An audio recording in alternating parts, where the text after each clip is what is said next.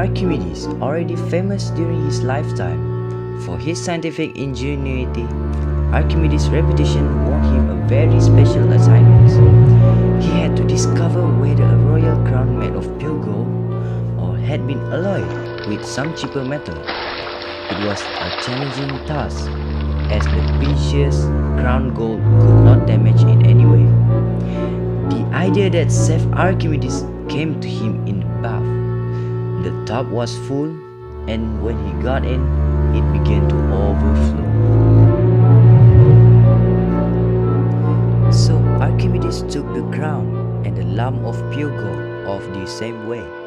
If the crown was of pure gold, it would displace the same amount of water as the lump of gold.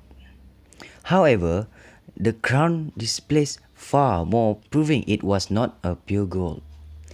So this was not the only problem solved by the ingenious Archimedes. To this day, he is regarded as the one of the best minds of all times, and his Archimedean principles still stay. His fellow scholars were not to be outdone. They designed the first world map with longitude and latitude. They discovered that the Earth is a sphere, and Ptolemy calculated the movement of the planet and other celestial bodies in relation to it. The list also includes the first steam-powered machine and the invention of the water pump. In addition, the Greeks developed equipment such as the catapult and protective vests for their soldiers. Archimedes formulated the law of the lever, laying the foundations for the development of mechanics to the friends of wisdom. A scientist named Archimedes discovered the relationship between the buoyant force with the weight of water being displaced. The relationship, we call it as Archimedes' principle.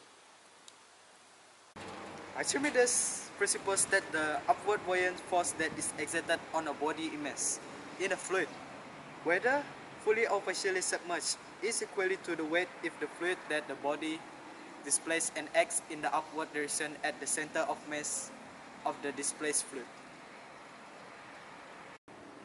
Next, we're going to show you experiment related to Archimedes' principle.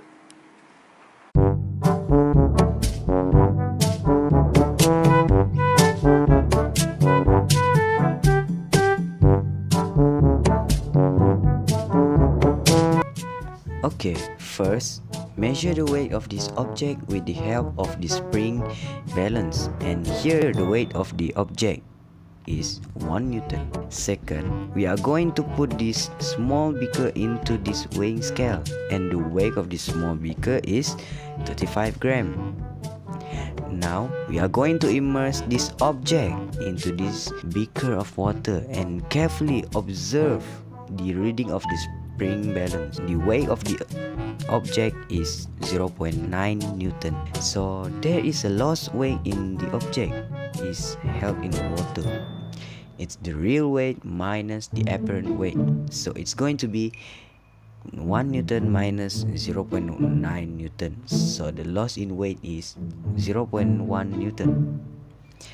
Now, so we are going to fill up this eureka with water so that we can measure the displaced water when we immerse the object later.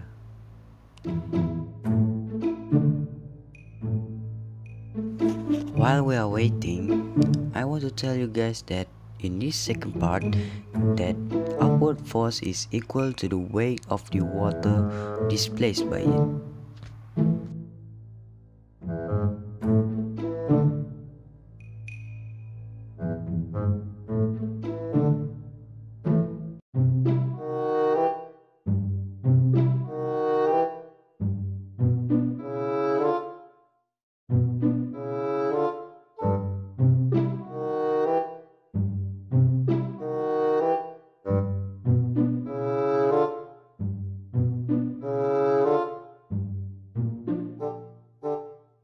So let's try this again one more time.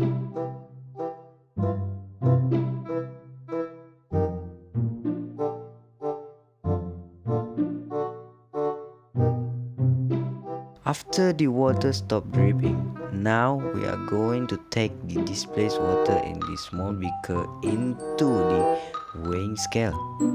As you can see that the weighing of the water with the small beaker is 45 grams. So how we are going to know the actual weight of the displaced water?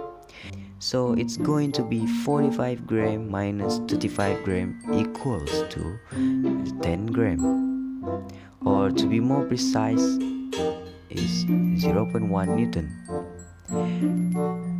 From the experiment, the upward force and the weight of the liquid displaced are both 0.1 Newton, so they are equal, and Archimedes is correct.